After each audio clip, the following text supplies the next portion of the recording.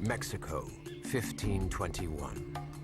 Over a mere 24 months, Hernán Cortés had gone from being one of Cuba's many inconsequential royal bureaucrats to the first governor of New Spain. His power, his fame, secured by a remarkable conquest over the city of Tenochtitlan. The Aztec kingdom lay in ruins, whilst the fearsome Spanish Empire flourished like never before. The New World, a land of unimaginable opportunity, a fabulous vista of golden cities, bejeweled palaces brimming with treasure, free to those brave enough to cross the ocean and take it. At least, this was the tall tale that had enraptured Europe, capturing the imagination of the ambitious, arousing the appetites of the ruthless. Amongst them, an impoverished Spanish peasant, Francisco Pizarro.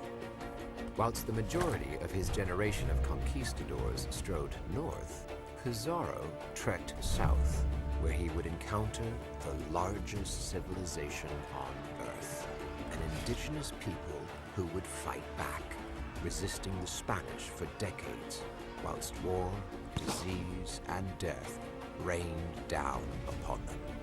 Francisco Pizarro was about to face the mighty Inca.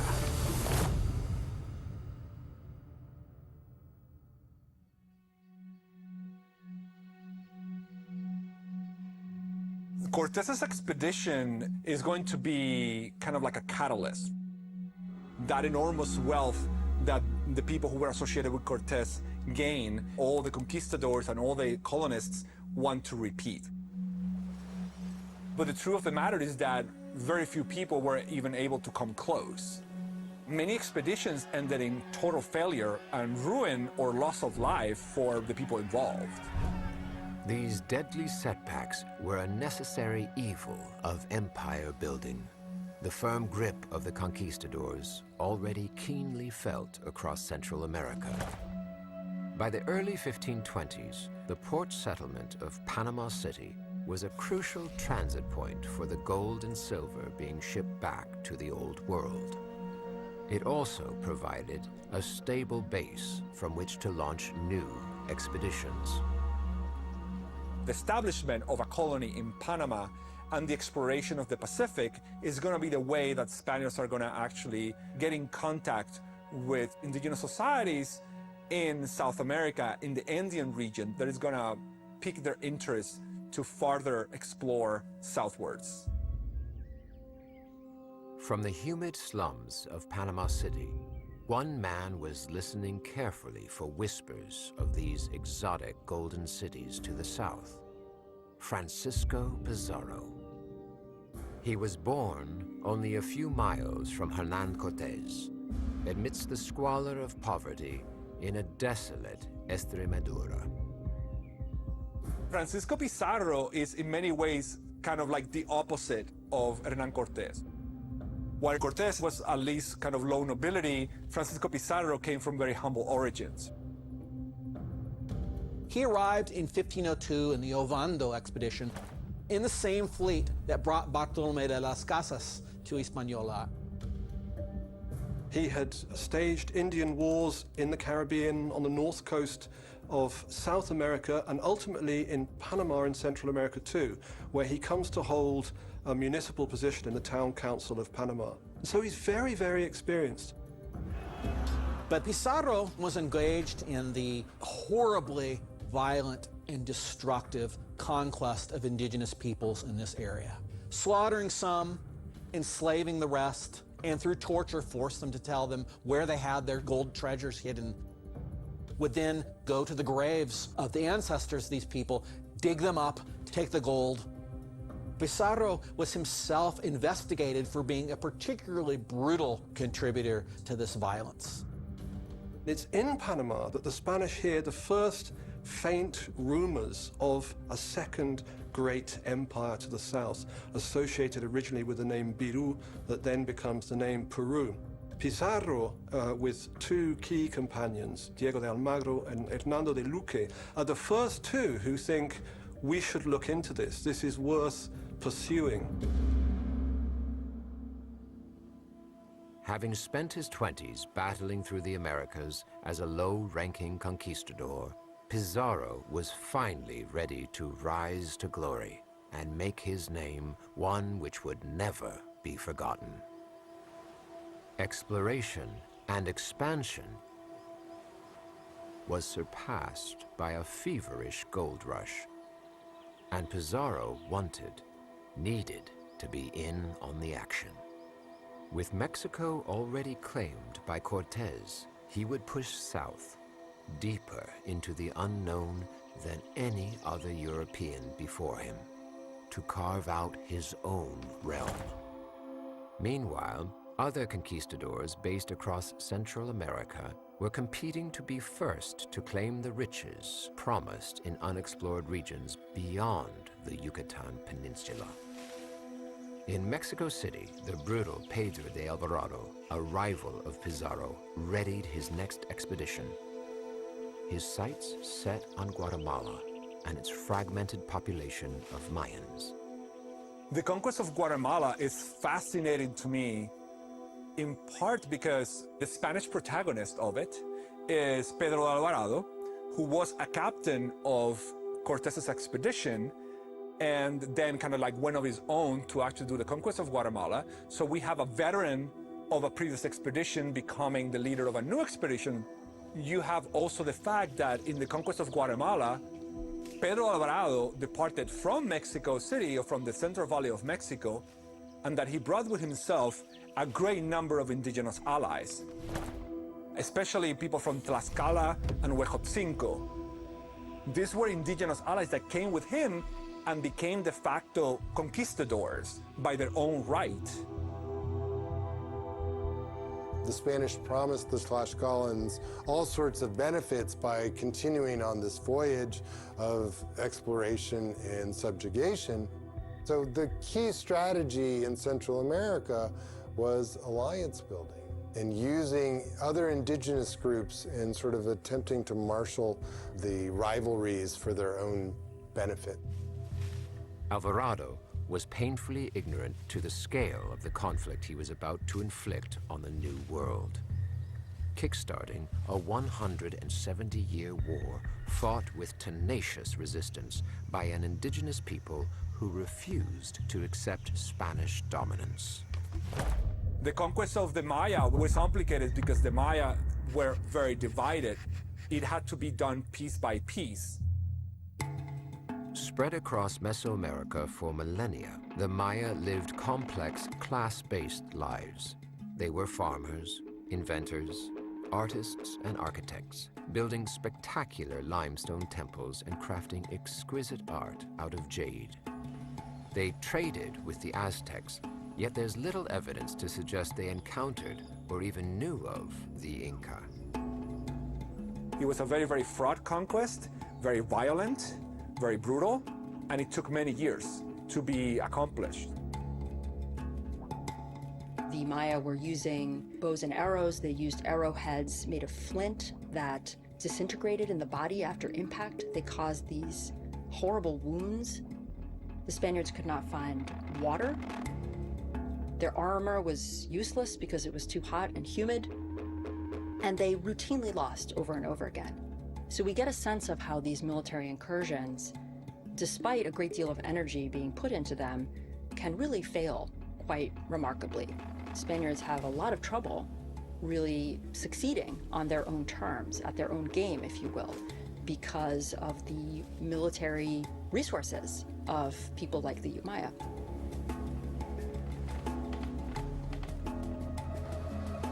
But then we see a marked change. In the 1540s, Spaniards return after disease has worked its way through, this time with the far more modest goal of simply settling. They're just interested in trying to eke out an existence in this place. And even then, there's remarkable resistance. There's a huge uprising in 1546 where all of the Maya coordinate in order to kill everything Spanish that they can get their hands on. Not just people, they kill pets, they pull out Spanish plants. It's a kind of attempt to root them out, quite literally, to pull them up by the roots. That gives us a sense of just how persistent their resistance was to Spanish rule. The final Mayan kingdom to fall under the control of the Spanish was that of the Itza Maya in northern Guatemala in 1697. We think about conquistadors and we think about a complete victory over indigenous people. So there are enormous swaths of land and indigenous communities who were never fully under control of the Spaniards. The conquest, as it were, came in phases, came in stages. And the further one went into the interior, the fewer and fewer representatives of Spain or Spanish settlements one could find. So the acts of conquistadors can be quite incomplete in many ways sometimes. 2,000 miles to the south, and just a few months after Alvarado's departure, Francisco Pizarro prepared to face the wrath of the Incas. Francisco Pizarro's early expeditions down the Pacific coast are extremely difficult. The conditions are terrible. Many of his men die, not only from attacks from indigenous people along the coast, but from disease, and the majority of them actually simply from starvation. These are desperate expeditions that almost fail. In 1524, Pizarro was finally ready to sail into the unknown. But his maiden voyage would soon collapse into a crushing failure. A handful of survivors marooned on an island, others fleeing to the safety of Panama. But Pizarro would not accept defeat. With defeat came ever more shame. In 1526, he sailed for Colombia. His crew struggled to navigate the perilous swamps which clung to the coast. A tropical hell, buzzing with insects and wild beasts, sickness and an unbearable heat pushing his men dangerously close to their breaking point. Pizarro finds himself with his men marooned on a small island, the Isla del Gallo, and he's facing a mutiny from his companions who say, "Pizarro, there's nothing down here. There's no New Mexico down here. We're all going to die. Let's go back to Panama." The story goes that Pizarro draws his sword, draws a line in the sand, and says to his men, "Beyond this line lies glory and riches beyond your wildest imaginations. Behind the line lies poverty and obscurity. You must make your choice." And it's said that just 13 of his companions crossed the line in the sand. They became los 13 de la fama, the famous 13. After Pizarro's second expedition down the coast in 1526 to 27, when he finally stumbles on the northern Inca town of Tumbes, he now knows that it's true that there is another large indigenous empire or state to the south. He doesn't know anything about it this time, but he's seen enough to be intrigued. Tumbes is a significant town. He's seen gold and silver treasures there. It's clear that there's something there, there's something going on there that he wants to look into further. So it is in this juncture that he's going to go back to Spain, recruit his brothers, and also get an official permission from the king to conduct the expedition to the Andes, right? To the area where today we know as Peru. The fact that he's got a formal contract, that he's been appointed to undertake this task by the king, puts him in a much better legal position than had been the case for Cortés in Mexico. Nobody can challenge Pizarro's right to lead the conquest and to be governor of Peru from this point on. December 27th, 1530. The determined conquistador set off on his third and final attempt to breach the south. His 3 ships loaded with heavy weaponry, 180 men and 27 horses. He had come ready for conflict, prepared to encounter a highly developed civilization willing to fight for its survival. The Inca, similar to the Aztec Empire, rose to prominence relatively quickly.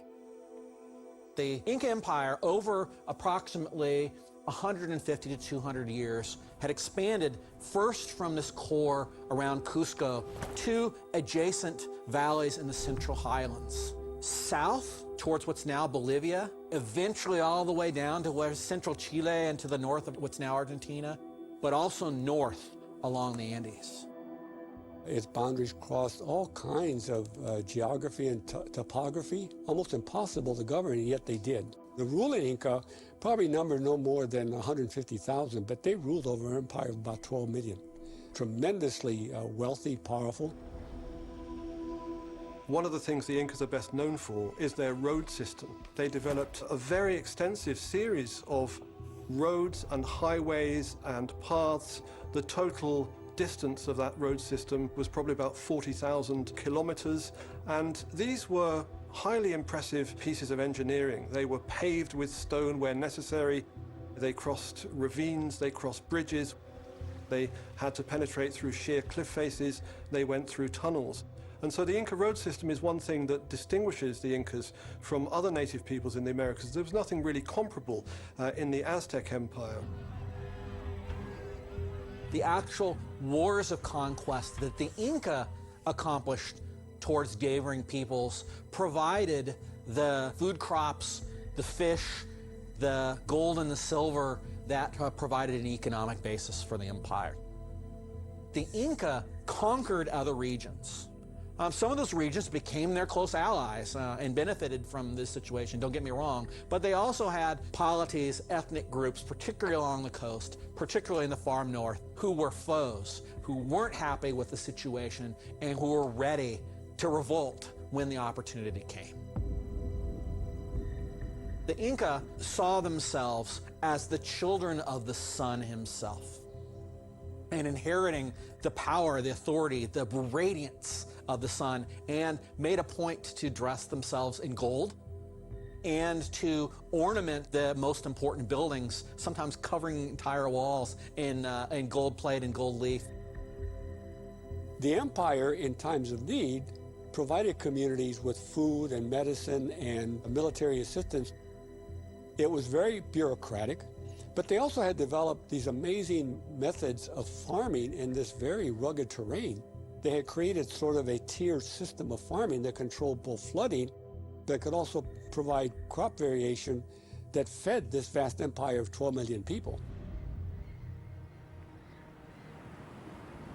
Following his success at the Battle of Puna, Pizarro continued his quest along the Ecuadorian coastline, his confidence bolstered by a healthy battalion of reinforcements. He and his men arrived once again to the coastal settlement of Tumbes, expecting to find the bustling port. He finds to his astonishment that Tumbes lies in ruins. It's been sacked and destroyed. Most of its population have departed. What's happened in the meantime is that there's been a civil war within the Inca Empire, a great conflict between two rival contenders for the crown. In 1493, the very same year that Columbus first laid eyes on the Americas, the Inca Empire had peaked under the steady rule of Huayna Capac. His realm, a 2,000-mile stretch of unspoiled territory. But Europe was closing in. Capac was first made aware of the Spanish presence in the year 1515, and yet it wasn't the conquistadors who would first breach his peaceful kingdom, but their bacteria. Sometime in the mid-1520s, before Pizarro showed up himself on the north coast of Peru, Huayna Capac got sick with an illness that nobody had seen before. This illness, we're pretty sure, was smallpox, perhaps mixed with measles as well. He died, and unfortunately for him and for his dynasty and for the empire, also gave the disease to his heir apparent, leaving the question, who's going to succeed Huayna Capac? Who's going to become the next Inca? A civil war broke out between that of Atahualpa and that of Huáscar. Emerging victorious from that conflict is Atahualpa. He is now the new Inca emperor. And as part of his campaigning in the late stages of the Inca Civil War, he finds himself in one of the major Inca towns on the Inca Highway, Cajamarca, in the northern Peruvian highlands. This tussle for power had thrown the Inca kingdom into disarray, whilst disease tore through the population. A perfect storm brewing. Ideal for Pizarro and his army of conquistadors.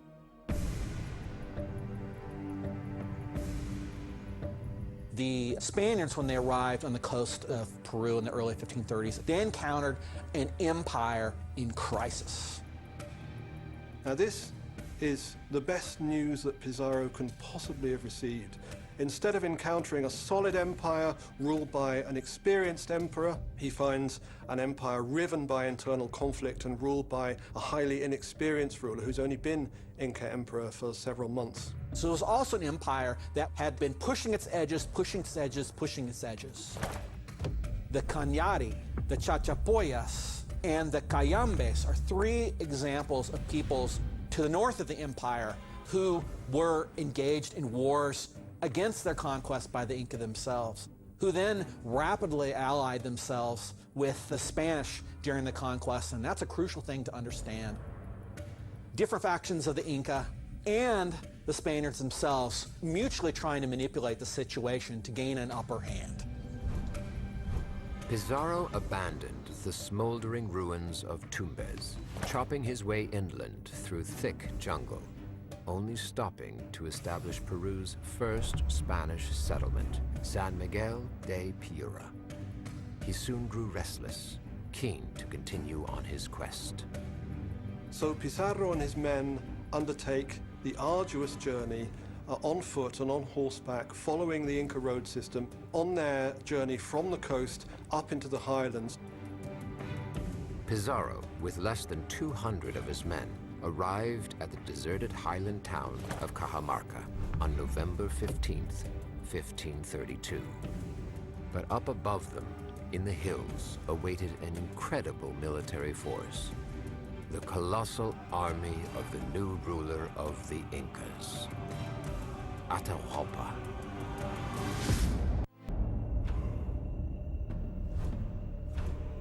They find the Inca town deserted. Atahualpa and his forces have withdrawn some miles across the valley. But they also find, to their astonishment and to their terror, that he has an army encamped around him that was tens of thousands strong, perhaps as many as 80,000 men. The Spaniards tell us that the Inca tents covered the hillsides like forest. They take possession of the town, they move into its central square, and they spend a miserable, sleepless night. But they're also working out their plan for the following day.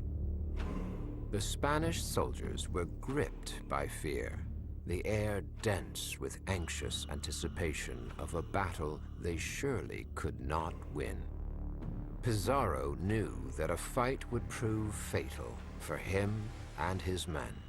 Only his cunning could prevail here.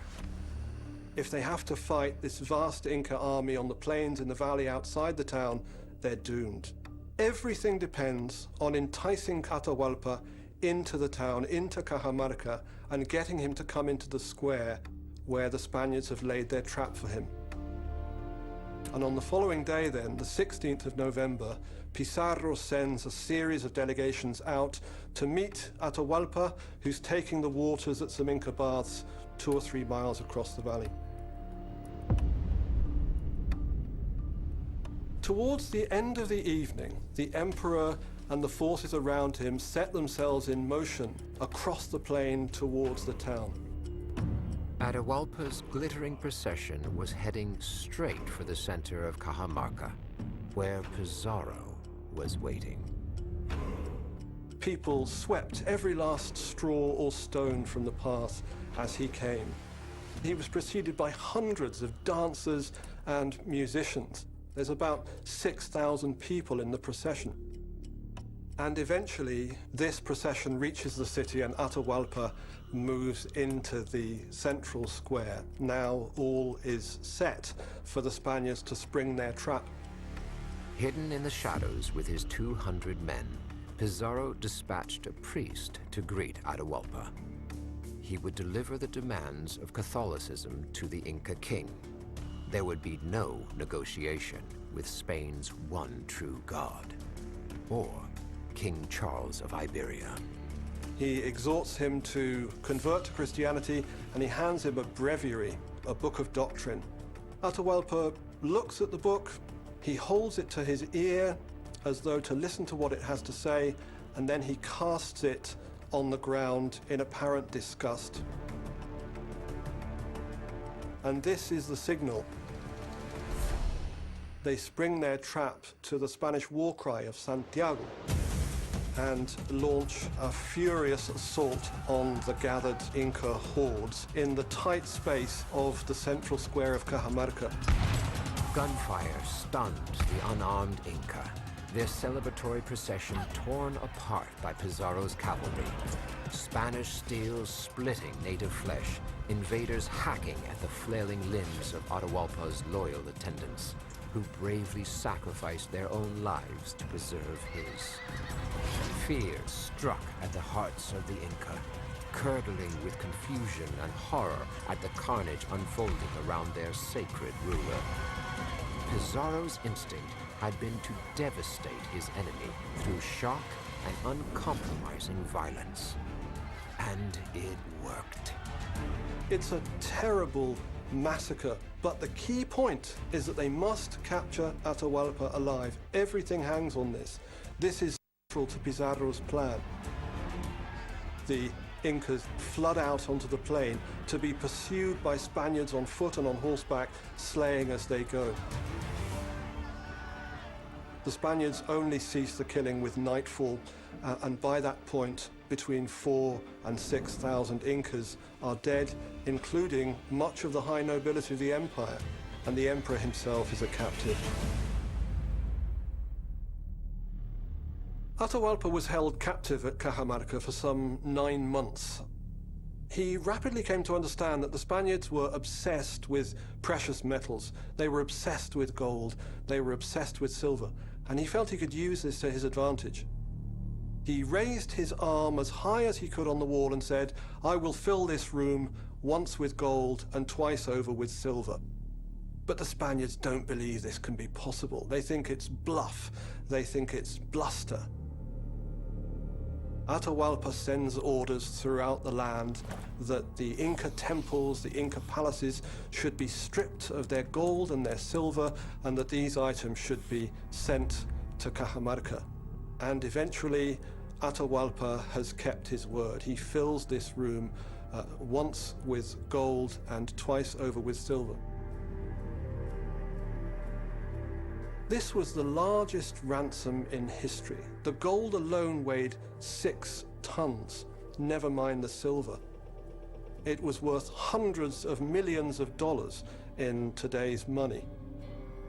1/5 of that was due to Charles V as his royal right, the royal fifth, but the rest of it was distributed between Pizarro and his men at Cajamarca, fewer than 170 of them, many of whom then passed from poverty to undreamt of riches in a matter of weeks. The idea was that once the ransom was paid, that the Spanish would go on their way and leave Atahualpa and his allies to their own problems.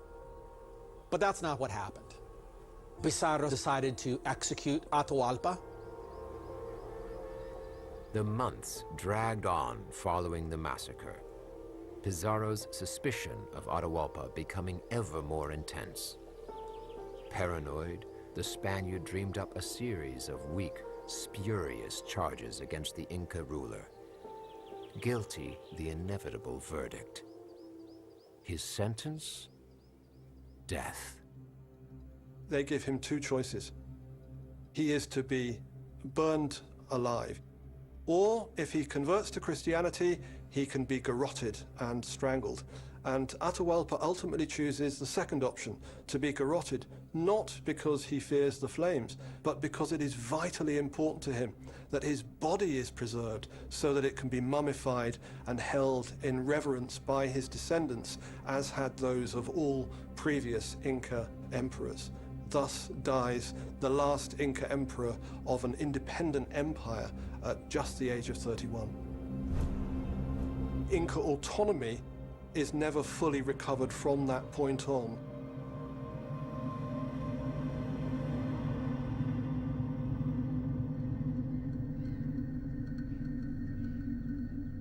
Empire was really held together by the cement of this internal core of Inca bureaucracy and royalty. Once they dissipated, the strands that held the empire together fell apart. And the Spaniards quickly established control and dominance over the native people and quickly put the imprint of the Spanish society, culture, and empire into the region. Atahualpa has often been portrayed as naive, foolhardy, or even foolish. Here's an Inca emperor at the height of his power and at the head of an army that numbered tens of thousands strong. And yet, he processes voluntarily right into Cajamarca, into the central square, and places himself within the trap that the Spaniards have laid for him. But if you think about it, it wasn't really naive or foolish at all. What would have been foolish would have been to attack these strangers when nothing was known about them, little real conversation had been had with them, and it wasn't clear who they were or where they came from. The very concept of people coming from outside those regions was alien to the Incas, and this is what made the judgment call that Atahualpa had to make so very, very difficult. It was impossible for him to know what Francisco Pizarro and his men represented or whether they were a threat. They clearly had some potent weapons, but there were only a few of them. They didn't seem terribly threatening. After the death of Atahualpa, the Spaniards need to find a replacement. They still need an Inca emperor. The Inca Empire still exists. The number of Spaniards in Peru is still very, very low. There's very few of them, just a few hundred. So they have to have an emperor through whom to govern. And they actually end up appointing a series of figures for this role. They're known as the puppet emperors. And the first, and in many respects the most important, is a man called Manco Inca. So Manco Inca is another son of the previous Inca emperor Huayna Capac, so he is an Inca prince of the blood. And he's chosen by the Spaniards to play this role of being puppet Inca. With Manco Inca installed as their puppet leader, the Spaniards established Cuzco as their inland base. Great hunks of their terrain were confiscated, their treasure plundered, the Inca unable to hold back a merciless Spanish force. Pizarro undoubtedly owed much of his brutal success to a surprising form of European weaponry. There's a question to the extent to which military technology and military tactics helped the conquistadors succeed in Peru and other parts of the Americas. One weapon that isn't written about nearly as much in these stories, in part because they didn't have the prestige of the horse, is the importance of dogs that the Spanish brought along with them in these battles. Spanish Mastiffs, these huge dogs with powerful jaws, are even now a highly valued breed that's associated with being in the nobility and the aristocracy in Spain even now. Adorned with spiked collars and padded jackets, the war dogs had been trained to attack natives whilst protecting the Spanish. Fed chunks of human meat, they would ravenously chomp through bone, having been starved in preparation for a fight. These enormous hounds may have terrified the Inca, but at least they could see the great slobbering beasts sent to track and kill them. Once again, the merciless spread of European viruses proved to be the conquistadors' closest ally. The reason that not so many Spaniards, other Europeans, or enslaved Africans they brought along with them, why they didn't seem to die in this great numbers when these epidemics broke out is because many of them had already had these diseases as children or as adolescents, and so had some acquired immunity, not an inborn immunity, but an acquired immunity through their experience living in diseased societies. The impact of disease is arguably even more serious than in the case of Mexico. And this is because an old world disease, again, possibly smallpox, actually reaches the Inca Empire some years in advance of the conquistadors themselves. These virgin soil epidemics move so swiftly through Native American populations, down into Ecuador and ultimately into the Inca Empire itself, some years in advance of the Europeans. It was a perfect set of circumstances for the conquistadors. Not only did they enjoy the advantage of superior weaponry, but they also possessed a biological upper hand.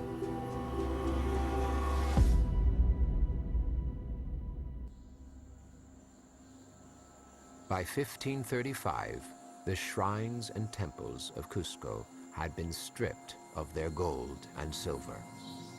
Pizarro needed easy access to the ocean so that this loot could be sent back to the Old World.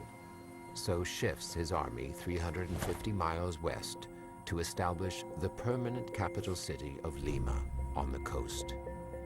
Bitter resentment flowed through the surviving Inca, who began to form a resistance. The Spaniards become more and more confident in their position in Peru, and in 1536 to 37, Manco Inca decides that he's had enough, and he stages what's known as the Great Rebellion. They lay siege to Cusco, they lay siege to Lima. This Great Rebellion is by far and away the closest the Incas ever come to actually driving the Spaniards from Peru altogether. One of the things you can see during Manco Inca's Great Rebellion is the ways in which the Incas have already begun to adapt to the new situation. They seek to deal with the horses, for example, by digging pits and trenches with stakes in them with the hope of breaking the legs of the horses or otherwise disabling them and taking them out of combat. The fact that the Spaniards have far greater technology, the fact that they can call on reinforcements from over the sea, the fact that the Inca population has been devastated by disease, as well as by the civil war and by conquest, means that this movement fails. Manco Inca flees Cusco with his queen, Cura Occhio, in an attempt to establish a new, independent Inca state. But in the chaos, the Spaniards managed to take her captive. She would have known that the Spanish were frequently willing to employ sexual violence as a weapon of war and an expression of power. This is a part of the conquest that's part and parcel of the warfare itself, is one of the most important stories, one of the dominant stories of the conflict, chaos, and violence of this era. In order to prevent violent abuse by her male captors, Cura Occhio covered herself in disgusting, despicable things to translate. Her own excrement, something else, who knows, but she successfully prevented her rape and abuse all the way until she arrived in Cusco, where she was executed. Despite the trauma of losing his wife to the conquistadors, Manco Inca successfully established his own state in Vilcabamba, part of modern-day Ecuador. For 35 battle-worn years, he and his successors resisted the Spanish invaders. Meanwhile, discontent was spreading amongst the conquistadors. Pizarro's habit of awarding huge encomiendas to members of his own family was causing division and resentment amongst the Spanish adventurers. Pizarro was gaining some dangerous enemies. Despite Spanish infighting, in 1572, Manco Inca's stronghold finally fell. This was the end of the Inca resistance and the opening of a new chapter of prolonged, catastrophic subjugation.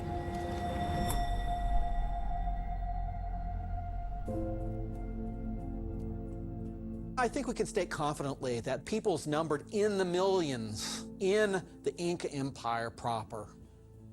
To be more specific than that is quite difficult. And it's also just as difficult to estimate how many people were dying from disease, from particular battles, from the famines and the disruption and the robberies and other aspects of chaos that these wars unleashed.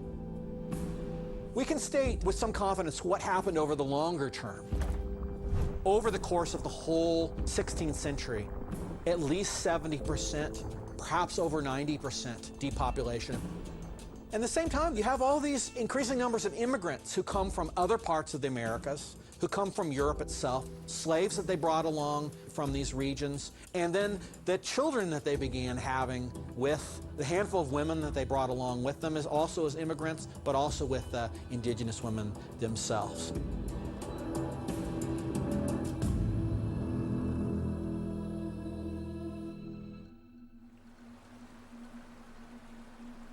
Mines heaving with gold and silver dotted the Peruvian landscape. Spain's focus, through its conquistadors, would shift. Their revised mission, an aggressive assault on South America's precious metals, tearing them from the ground on an industrial scale. This change from extracting treasure and human lives to extracting nature itself. Beginning for one of the things that the Andean nations are known for even now, turning them into some of the most important mineral producers in the world. I can't emphasize enough how important, first of all, the mining of treasure, but then the establishing of mines themselves, most famously the Red Mountain, almost a mountain of silver in Potosi, in what's now Bolivia, and changing the sheer amount of bullion that's available to make payments in the world economy. The wealth that came back from Peru were, if possible, even greater than the first wave of wealth that actually arrived in Spain from Mexico. In some ways, it's going to lead to actually the depopulation of many areas of the Americas, where Spaniards are going to want to abandon their place of residence and go to Peru, because they're hearing of all the wealth that exists in Peru, and they want to be part of it. The impoverished boy from Estremadura had conquered an empire. But on June 26, 1541, a disgruntled group of rogue conquistadors broke into his home and stabbed him to death. By dominating Peru and its people, Pizarro had seemingly added nearly 800,000 square miles of territory to King Charles's empire. But the quest hadn't been swift, and it hadn't been easy. And the Inca were far from beaten.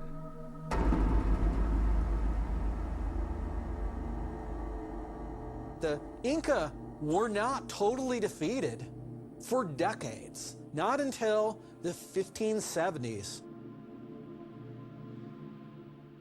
A lot of the fighting was what we would call guerrilla warfare.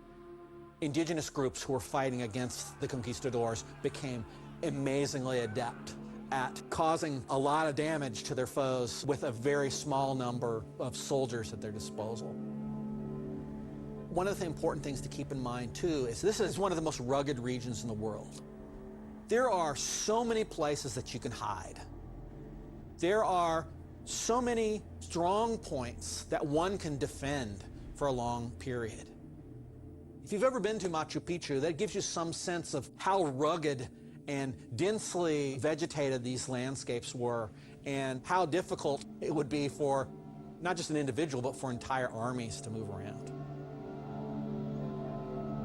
Despite this heroic resistance, years of Spanish occupation eventually turned into decades. With grim inevitability, Inca society and culture gave way to Spanish influence. Their once great civilization transforming irreversibly. The Inca was the last ever indigenous empire of its kind. Its conquest would open the Americas up to the ravenous greed of Europe, forcing the conquistadors to find a way to retain control. Colonization, their culture inextricably woven into the living, ever-evolving ecosystems of the New World. But as generations passed, a bleak set of racial hierarchies began to form.